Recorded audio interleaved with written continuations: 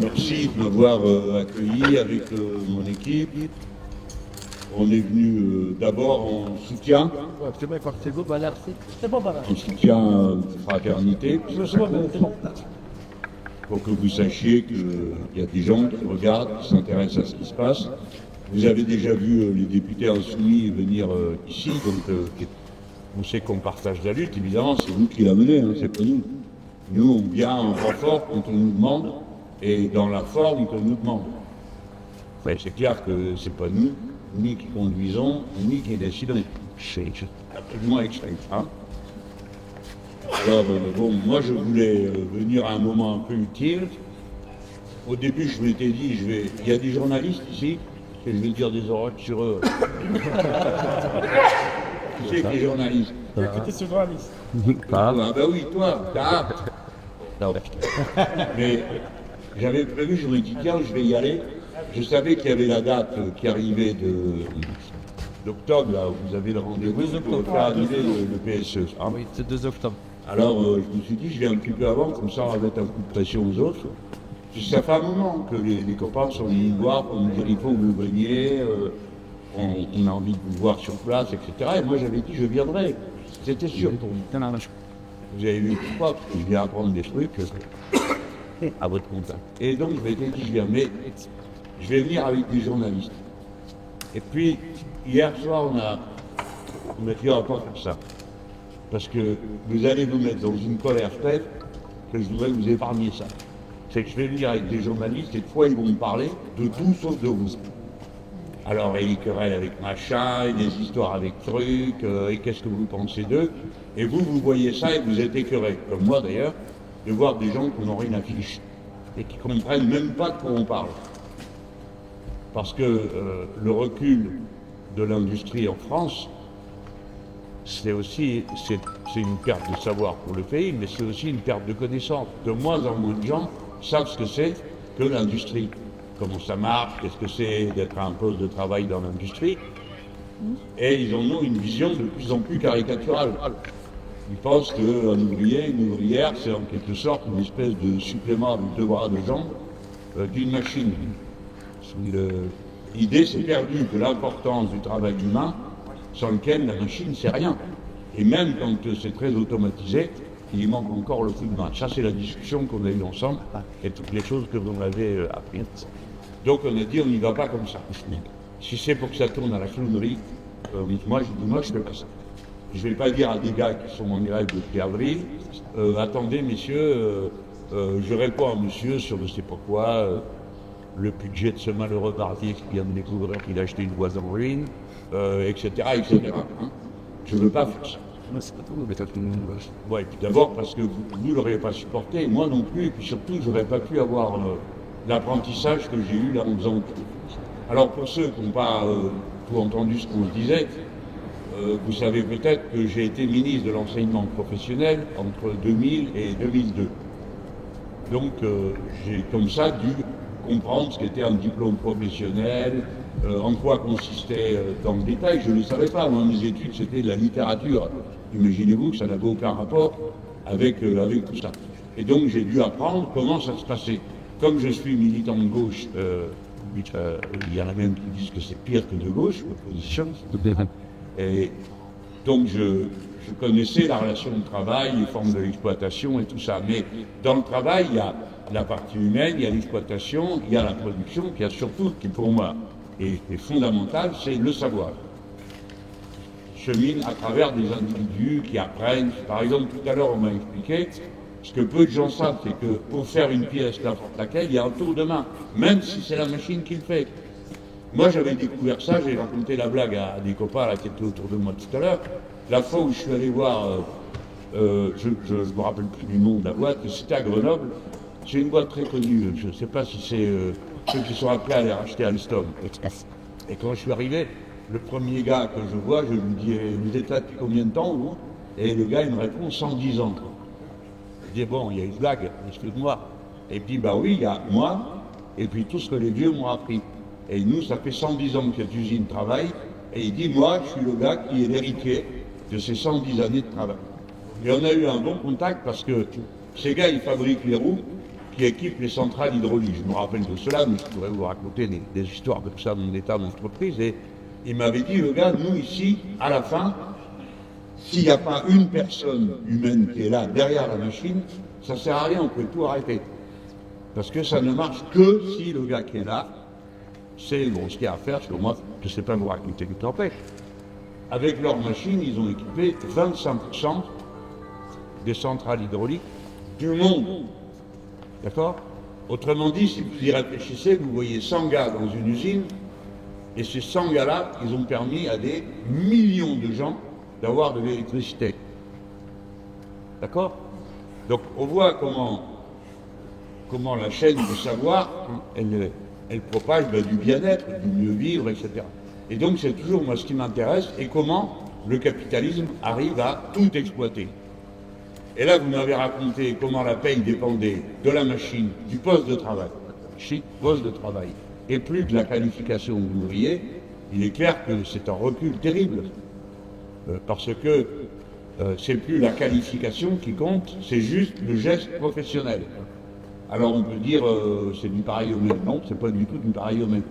On a intérêt à avoir des ouvriers et des ouvrières, des femmes aussi au travail, qui savent faire plusieurs choses à l'intérieur d'une activité. Si on découpe le travail en machine, on va moins bien payer l'ouvrier, on va s'amuser à le faire passer d'un endroit à l'autre pour le payer moins, et le tenir, et puis surtout, à la fin, on va embaucher des gens pour faire marcher seulement une machine. Ça, c'est pas un progrès. Ça, c'est pas un progrès.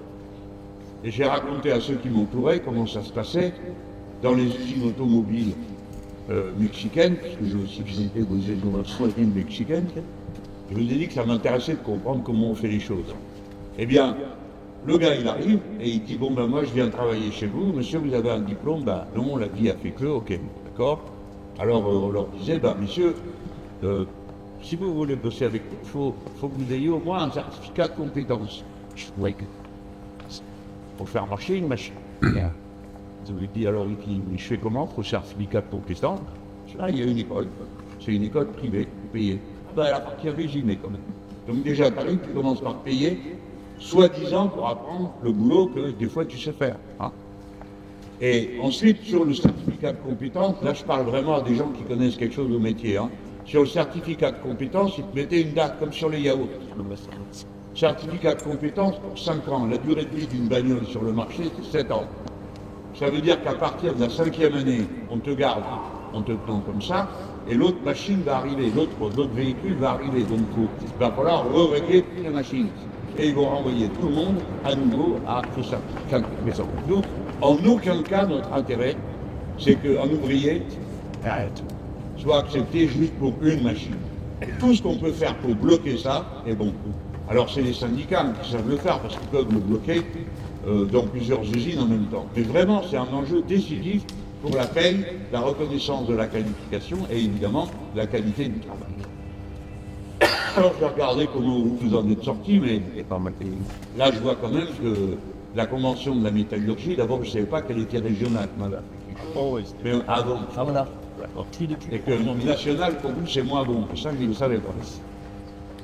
Ça je ne le savais pas et bon ça se discute, mais on a tous le salaire du métallo, qui est votre branche, de la région parisienne, servait de référence pour toutes les conventions collectives. Et nous, on a intérêt à garder les conventions collectives, parce que c'est ça qui fait qu'une qualification égale un diplôme égale une paye. C'est la République sociale, sinon c'est à la tête du client. D'où l'importance, je disais, je ne sais pas parce que je voulais faire le malin, hein, c'est pour vous dire que dans l'intérêt de tout le monde, dans la négociation, vous avez intérêt à négocier aussi le fait que passe la validation des acquis de l'expérience. La validation acquis de l'expérience, je connais, c'est moi qui ai inventé ça, du temps où j'ai fait ce ministère. C'est-à-dire que quelqu'un, au bout d'un certain nombre d'années, il a les qualifications que quelqu'un a appris à l'école. Bon, le fait d'avoir un diplôme, ça ne veut pas dire juste celui qui a le diplôme sait le faire, c'est pas vrai. Tu apprends, il y a plein de métiers, on apprend. Bon, médecin, il ne vaut mieux pas apprendre sur le tas, comme dirait l'autre. Hein. Mais bon, pour faire des voitures, pour faire des objets, on peut. Hein, et c'est ce qui se passe. Mais vous avez intérêt, parce que ce que vous m'avez décrit, vous, hein, tout à l'heure, c'est un BTS. C'est drôle, des patrons, c'est des gens qui couraient les diplômes et demandaient qu'on fasse plein de choses. Moi, je me rappelle, ils me demandaient de foutre de l'anglais dans plein de diplômes. Je dis, oui, t'as envie de dire, on va faire de l'anglais. Je dis, mais vous payez plus après? Ah ben non, c'est pareil, demain, il n'y aura pas d'anglais. Bon, chacun avait sa pièce, puis lui-même, c'est les pires. Hein. Dans le patronat français, c'est les plus durs. Hein, mais c'est aussi ceux à qui vous avez arraché le plus. Il faut reconnaître que c'est les salariés états-généraux, les conventions collectives étaient vraiment pas mauvaises, on peut dire ce qui est. Vous m'avez confirmé qu'ils payent, bon, c'est peut-être aussi pour ça que nous cherchons l'esprit dans la tête, si je veux dire, c'est que vous vous êtes battus pour avoir des payes et des conditions de travail qu'on n'a pas ailleurs. Bon, donc ça, c'est le moment où on est. Vous pouvez, il me semble, moi c'est juste un avis comme ça, hein, peut-être que c'est déjà fait, je suis en train d'enfoncer une porte ouverte, mais vous avez intérêt à réclamer la validation des acquis de l'expérience, parce que vous l'avez vraiment. Et après, vous pouvez vous pointer dans une autre boîte en disant ben moi je suis BTS. BTS c'est Bac plus 2. Hein. C'est équivalent de Bac plus 2. Moi j'ai fait l'équivalent pour meilleur ouvrier de France et Bac plus 2. On m'a dit mais vous plaisantez, meilleur ouvrier de France, glacier, on m'a dit, à votre avis ça vaut un Bac plus 2, je vois pas pourquoi. Je dis c'est parce que vous n'avez pas les bonnes papilles. Ah, parce que si vous avez les bonnes papilles, vous arrivez à comprendre pourquoi un glacier qui fait de la glace de qualité, c'est Bac plus 2. Donc là, c'est à peu près pareil. Le BTS, c'est quand même une porte d'entrée. Parce que sinon, quand vous allez proposer vos compétences à une entreprise, bon, ça dépend sur qui vous tombez, mais vous pouvez aussi souvent tomber sur des DRH qui n'ont pas la connaissance de ce qu'est le métier. Ça arrive, hein, ne me dites pas que ça n'arrive pas. J'espère qu'il n'y a pas de DRH ici, leur vouloir, mais c'est la vérité. C'est pas parce que tu es DRH que tu as vraiment vu fonctionner la machine et que tu sais comment c'est, qu'en plus tout le monde connaît le fait que ceux qui sont dans les bureaux pensent souvent qu'ils savent mieux que les autres. En effet, dans leur branche, ils savent mieux, mais dans la vôtre, non, c'est pas le cas. Donc on a intérêt à ça. Alors ça, c'est juste un truc que je dis au passage. Le vrai problème qui nous est posé pour le pays, c'est est-ce qu'il va nous rester une industrie automobile? Et est-ce que l'industrie automobile qu'on a, il va savoir tourner à temps pour passer aux meilleures formes de production, les plus respectueuses de l'environnement, et faire des bagnoles qui soient les plus respectueuses de l'environnement. Parce que personne, même moi je suis un partisan du train, et tout ça, hein, c'est pas le sujet. Mais on aura toujours le goût du déplacement individuel, de la liberté et l'autonomie individuelle. Donc, c'est pas vrai qu'un jour, il n'y aura plus de véhicules individuels. C'est pas vrai, ça n'existe pas, cette idée-là. Tout le monde aura besoin de véhicules individuels, avec le confort de la famille quand vous avez les petits et tout ça, on pourra aller faire les courses ou pour transporter des choses. Donc, c'est pas vrai que l'industrie automobile est condamnée. Ça, c'est pas vrai. Mais il faut qu'elle bouge. C'est pour ça que je vous ai demandé quels étaient les matériaux. Vous m'avez dit, nous, on a ce casino-ci et personne ne fabrique avec autre chose. Bon, très bien. Moi qui je suis pour vous dire quelque chose là-dessus, donc c'est rien, c'est pas ma branche. Mais j'ai vu dans la métallurgie, mais l'aéronautique. Ce qui a fait la force de l'aéronautique française, Airbus, parce que Airbus est une invention française, c'est que Airbus a été le premier à changer les matériaux et à mettre les matériaux composites pour fabriquer ces avions et mettre les commandes électriques dans les avions où il y avait des commandes manuelles avec des fils de tous les côtés.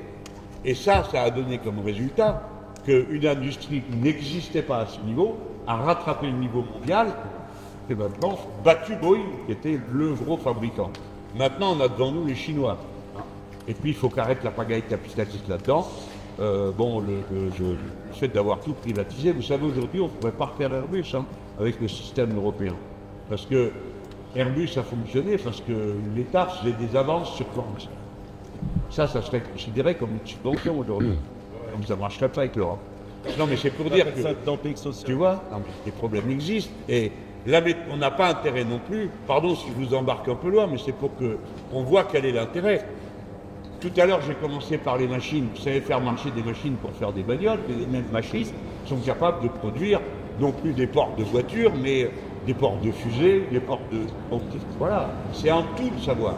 C'est un tout, c'est pas juste un objet. Plus un poste de travail, un objet, un truc derrière. Non. Je dis tout ça parce qu'on va avoir besoin, l'industrie automobile va faire un bond. Il va changer ses méthodes, ses matériaux, etc. Et puis parce qu'on a encore plein de choses à faire. Et je ne sais pas ce que ça va donner la métallurgie, les ouvriers de la métallurgie de Toulouse et de Soubois, quand il va falloir, je ne sais pas si vous suivez, mais ils produisent des avions aujourd'hui à la cadence de Vauliol, ça c'est bon. Et quand on va devoir fabriquer des lanceurs à la même cadence, des lanceurs de satellites, parce que le futur, c'est les tirs de satellites non-stop. Je ne parle pas du satellite lui-même, hein, je parle des lanceurs et des pièces qui vont avec. Ça, c'est ce que vous faites, c'est réglé au millimètre, voire au micron. Hein, ça fait partie du livre. Donc c'est pour vous dire que tout ça, il y a un intérêt national qui est en cause. Et on ne peut pas dire on s'en fout. Donc c'est les ouvriers de l'industrie automobile, les automobiles, on les achète moins cher ailleurs, patati patana. Donc on a besoin de la qualification ouvrière pour faire tout ce qu'il y a à faire. Moi je le vois comme ça. Bon, après on revient à la lutte, je termine là-dessus. Vous devrez nous donner le signal, hein, on va dire aux responsables. Nous on va mettre en place le petit réseau d'alerte pour que le jour où vous avez besoin, les copains arrivent, pour donner le coup de main. Mais nous, on ne fera jamais autre chose que le coup de main. On est déjà venu, je crois, une fois avec un chèque de la caisse de grève, on a vu une caisse de grève à ce moment-là. On est toujours là, un peu de coup de main, mais on n'est pas en remplaçant pas le syndicat, c'est faire, puis on ne le fera pas à sa place. C'est pas du tout ce qu'on cherche à faire. Voilà. Bon, je vous dis encore merci pour tout ce que vous m'avez appris, même si ça peut vous paraître curieux quand ils viennent de l'extérieur pour apprendre quelque chose, mais ça a été mon cas. Et puis je voudrais vous féliciter et puis vous dire de tout mon cœur ma fraternité d'hommes, parce que je sais ce que vous vivez. Le travail, c'est un lieu où on fait des copains, on fait la vie, nos familles se connaissent. C'est un famille. Hein, et nos gamins aussi. C'est plus qu'un travail, des fois, le travail. Hein, même si on ne va pas l'idéaliser, hein, on va pas sortir les violons là, pour faire pleurer. Mais c'est tout ça. Donc moi, je veux vous dire que je le sais. Et quand je suis avec vous, là, je sens ces choses-là. Et je sais que c'est dur de tenir depuis avril dernier, d'avoir cette angoisse. Et on ne sait pas très bien quelle va être la sortie à la fin. Je sais que c'est une épreuve de force. Vous vous attaquez à des gens beaucoup plus forts que vous. Mais pour l'instant, c'est vous qui avez la main. Mais je sais que il m'a montré à l'instant, là, j'imagine la tête des types en train d'essayer de foutre leurs petites plaquettes pour essayer de vous piquer leur moule. Bon, on voit que la lutte comporte des aspects qui parfois sont complètement ridicules, mais qui sont des enjeux décisifs, à qui appartiennent ces machines, à qui appartiennent ces poules et tout ça. Donc ces choses-là, on les sent. Je vous dis bravo pour votre lutte. Vous pouvez demander ce que vous voulez, parce qu'on est là pour ça, on est là. Il y a parmi vous, hein, des copains de longue date, hein, quelques-uns qu'on connaît, donc des copains de longue date, vous avez le branchement, demandez-nous et nous on sera toujours heureux chaque fois qu'on peut de se rendre utile, tu vois, de se rendre utile. Voilà, et les frères, bon courage. Ce que j'ai demandé à M. Mélenchon, c'est comment combattre la délocalisation. Aujourd'hui, notre usine, malheureusement, 280 familles dans la rue, jetés comme des malpropres. La délocalisation, elle est énorme aujourd'hui en France et on voit que l'industrie s'envole, part à l'étranger. Moi, je voulais vous demander, vous, avec votre expérience, comment on peut combattre ça, sachant que nous, voilà, on est au cœur de cette lutte.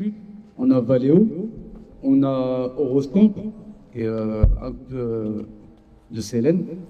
Comment combattre et comment, on va dire, impliquer le gouvernement à comment exprimer, voilà, industrialiser la France, à bloquer ces entreprises à partir à l'étranger. Bon, il y a les je sais pas, il faut qu'on ait une réponse à ça, sinon ça veut dire qu'il va se faire dépouiller. C'est ça. Bon, alors il y a plusieurs niveaux, hein. Il y a des choses avouables et des choses pas avouables. Vous avez globalement pas d'autre solution que de mettre des coups-de-circuit. Les Américains mettent des droits de douane de plus en plus élevés pour empêcher les marchandises de rentrer. C'est une des solutions. Attendez, parce que c'est pas tout de savoir comment faire, il faut après par où ça passe. Aujourd'hui, ça, c'est pas envisageable parce que nous sommes membres de l'Union européenne.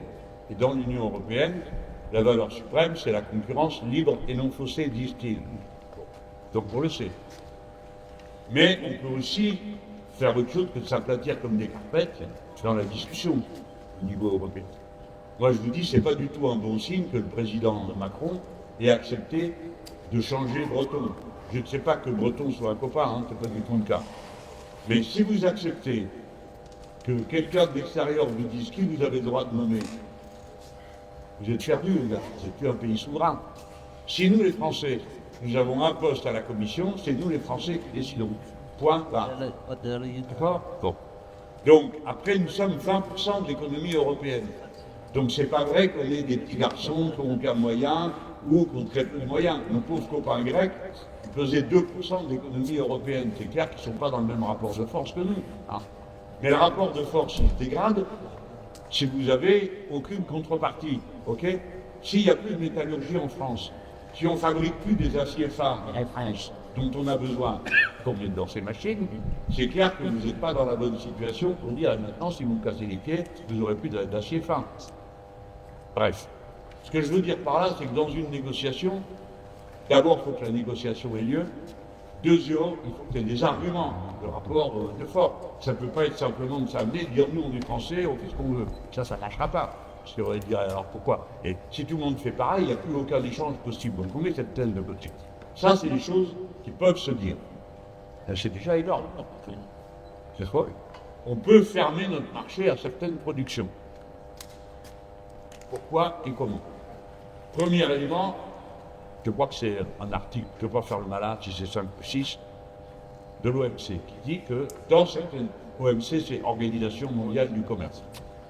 Dans certaines circonstances, tu as droit à une clause suspensive. Et tu dis, attendez, ça, non, alors, nous, on ne peut pas laisser rentrer ça comme ça, et on a un délai de 5 ans pour être un niveau. Parce qu'à chaque fois, c'est de ça dont on parle. La concurrence, aujourd'hui, qui pousse à la délocalisation, c'est pas le savoir-faire, c'est le prix du travail et le prix des dégâts environnementaux. Quand tu vas dans un pays où tu ne payes pas les dégâts et tu payes mal le travail, celui qui a investi, il est tout content parce que ça augmente sa marge de main. On ne doit pas se laisser intimider par ça. Tout à l'heure, je discutais, un d'entre vous avait un chiffre pire que le mien. Moi, j'ai dit, il faut arrêter de croire que le salaire soit quasiment une faveur qui est faite aux salariés. Et d'une, ça on le sait. Pas de travail humain, pas de valeur produite. Mais deuxièmement, que représente le salaire dans le coût total ? C'est intéressant à savoir. Moi, j'ai dit entre 15 et 20%. Et votre copain, c'est lui-là. Il a dit 13%. Ouais, c'est ça. D'accord ? Vous voyez de quoi on parle ? Dans le prix final, c'est 13%. À faire marronner les gens pour ça. Est-ce qu'on peut abaisser le prix, non pas du travail, mais de l'objet, par des méthodes de travail ou des machines différentes ? Étant entendu que s'il y a aussi des systèmes d'ajustement, mettons qu'il faille moins de monde, on va mettre, je ne sais pas moi, ici, 2, 3 robots de plus, on rappellerait que c'est le robot qui fait des tâches qui tue des hommes au travail. Mais on a des solutions. Il n'y a pas si longtemps que ça, vous savez tous qu'on a réglé des paquets de problèmes dans des paquets de branches industrielles avec la pré-retraite. Vous le savez. Hein ? Bon. Ça, personne ne racontait rien, on disait pas ça partout. Mais à la fin, qu'on signait des accords, on mettait ça, on en mettait X. Je ne sais pas combien parmi vous qui vous rapprochez de 60 ans.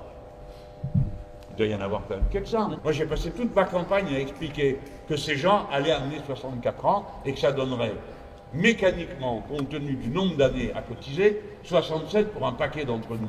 Bon, là, mais comme ça va être 67 l'année de départ, comme là c'est 64, au bout de 43 annuités, vous n'avez qu'à faire le total. Hein. À la fin, personne ne la verra. Là, on est revenu au niveau où étaient les retraites en 1910. Quand on a créé les retraites en France, c'est 1910.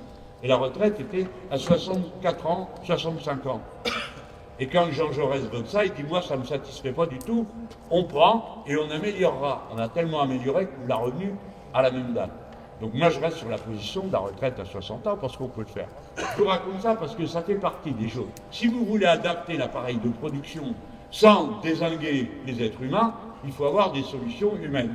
Voilà. Alors la solution humaine, ça pourrait même être là maintenant de dire tous ceux qui ont 60 ans, vous partez. Pré-retraite.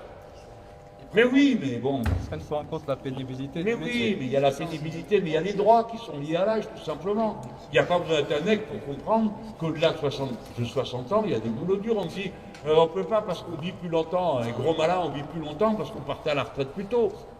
Et vous verrez que l'espérance de vie va commencer à reculer, espérance de vie en bonne santé, à mesure qu'on fera partir les gens plus tard. Donc je reviens, je ne sors pas de la question de la délocalisation.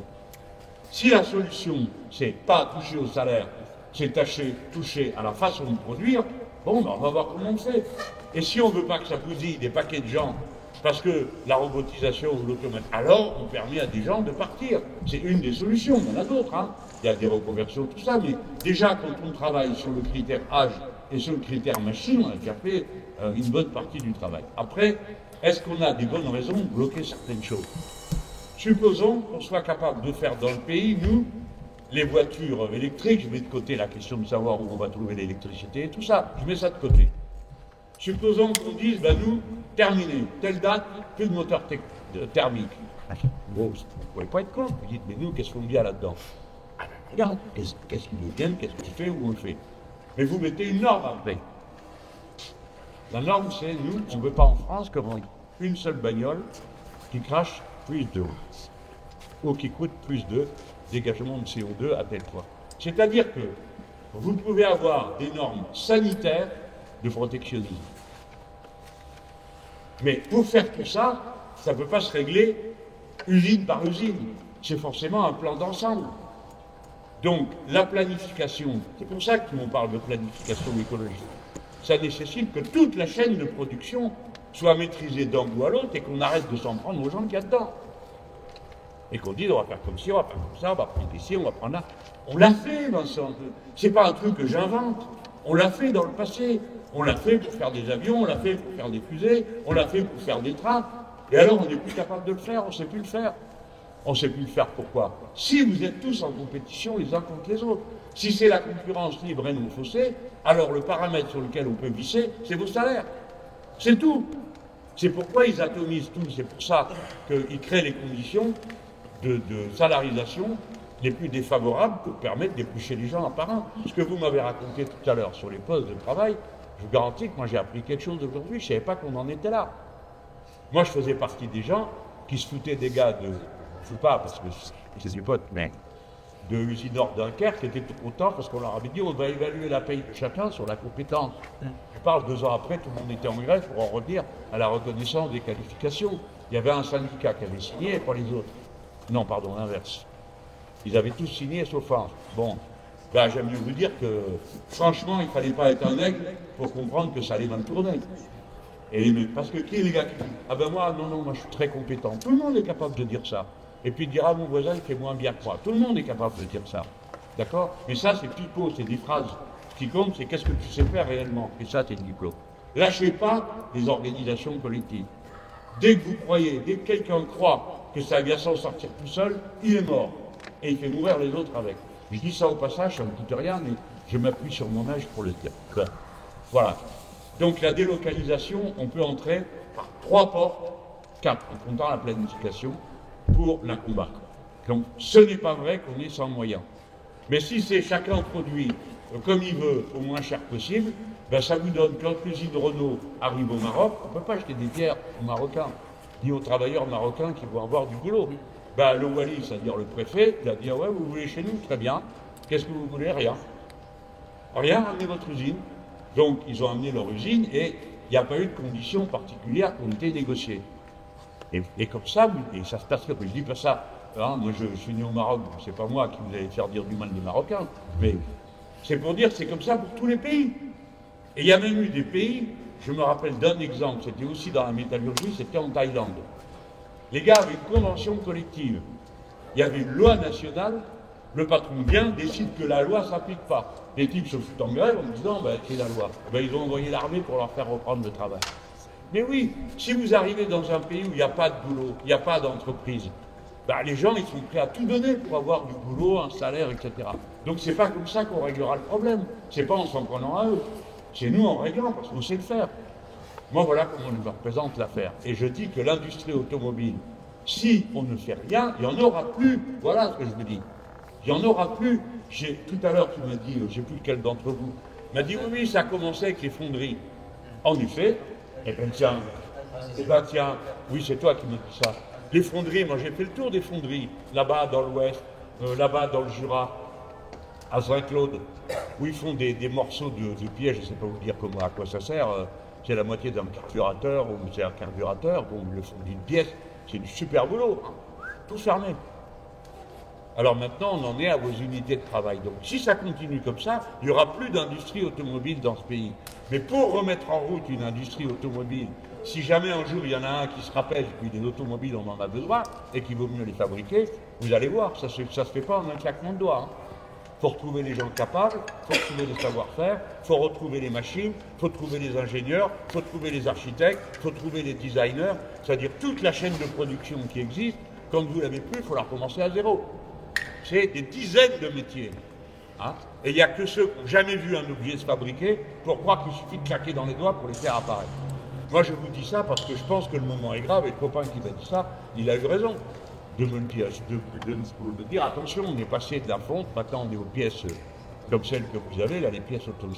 Donc, ne vous laissez pas raconter qu'on ne peut rien contre la délocalisation, parce qu'après la musique, je la connais, à la fin, c'est bien la moitié de son salaire en moins. Il y a des gens qui ont attesté. Il y a des gens qui ont signé des accords.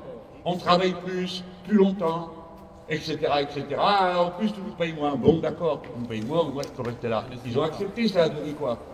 Eh ben, ils se sont fait rouler dans la farine. Mais oui, mais tout le temps, c'est comme ça. C'est ça. Le gars, il y a une vieille formule, tu sais, qui dit, on dit, ah ouais, jusqu'ici, mais pas plus loin. Ah, d'accord. On peut dire, mais mon gars, si c'était pas pour aller plus loin, pourquoi t'es venu jusqu'ici? T'es venu jusqu'ici pour m'en arracher encore un morceau le coup d'après. C'est normal.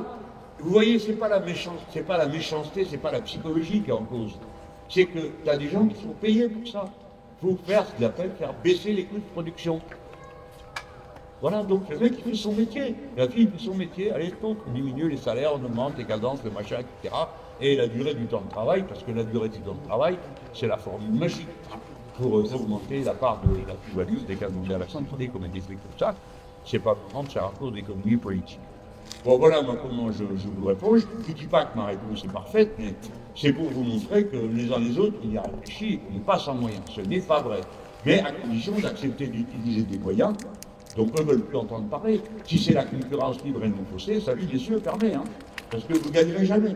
Il y aura toujours un gars ou une fille qui acceptera d'être payé moins bien dans le monde, juste pour pouvoir vivre. Mais à l'inverse, si on remet en place la planification, alors c'est tout autre chose. Et moi, je sais qu'on peut demander aux travailleurs de faire les efforts, pas de paye, les efforts, comment on s'y prend pour améliorer l'outil, améliorer ceci, améliorer cela. Je vous raconte une histoire, j'ai raconté déjà 10 fois à Toulouse, je vais à une réunion, c'était des gars de la CGT, les cheminots. Bon, cheminots et CGT, pas facile, hein, les caractères là-dedans. Et on discute, et moi je leur dis combien de temps il vous faut pour, bon, après avoir discuté des autres questions, mais moi à la fin j'avais une question à poser. Je dis combien de temps il vous faut pour qu'on mette toutes les bagnoles, tous les camions qui sortent de Belgique et qui vont en Espagne, combien de temps il vous faut pour que ça fonctionne avec un réseau ferré d'une pièce. Et commence une discussion, d'accord, entre eux. À qui tu veux demander un truc pareil, sinon aux gens qui font. Et alors, bon, ça discute. Moi, je les attendais au coin du bois, parce qu'ils m'avaient... avant, j'avais déjà pris cher, hein. Bon. Et alors, au bout d'un moment, la discussion, c'était entre 3 et 5 ans. Alors, bon, vous blaguez. Je dis au gars, bah, dis donc, d'habitude, c'est aux hommes politiques, on dit qu'ils ne savent pas répondre à une question. Mais là, je vois que vous êtes 50 dans la pièce, vous n'êtes même pas d'accord. 3 ans ou 5 ans. Bon, on rigole tous, hein, parce que c'était fait pour ça. Et il y a le plus vieux des copains qui était là, il me dit, écoute-toi Mélenchon. J'étais un peu plus jeune, donc j'étais un peu comme ça. Il me dit, écoute-toi Mélenchon. 3 ans ou 5 ans, ça dépend qui le demande. Donc, si on demande à des gens d'améliorer les conditions de la production, parce qu'ils savent qu'au bout, c'est mieux pour tout le monde, que c'est pas juste tu fais des sacrifices et tu fermes ta bouche, que c'est mieux pour tout le monde, et ben tout le monde réfléchit, tout le monde trouve des solutions. Et l'expertise à ce niveau-là, c'est comme pour faire la pièce. Hein. C'est les personnes qui sont sur le terrain qui le savent. Je ne dis pas que c'est vrai tout le temps, mais c'est vrai dans ce cas-là. Donc, le dernier élément que je voulais évoquer, c'est ça. C'est la qualification, le savoir-faire humain, qui est la question clé. Jamais une machine toute seule produira les objets dont on a besoin. La seule source de la richesse, c'est le travail humain. Et donc, le travail, parce que vous pouvez mettre toutes les machines que vous voulez, elles ne tourneront pas toutes seules. Ça n'existe pas. Donc c'est le travail humain. Et le travail humain, c'est pas de la bonne volonté ou du dévouement, c'est du savoir-faire. Bien sûr qu'il faut de la bonne volonté, bien sûr qu'il faut du dévouement, mais c'est du savoir-faire. Donc c'est du savoir. du savoir. Il faut qu'ils comprennent ça, que c'est du savoir, de la science. Bon, voilà. Voilà.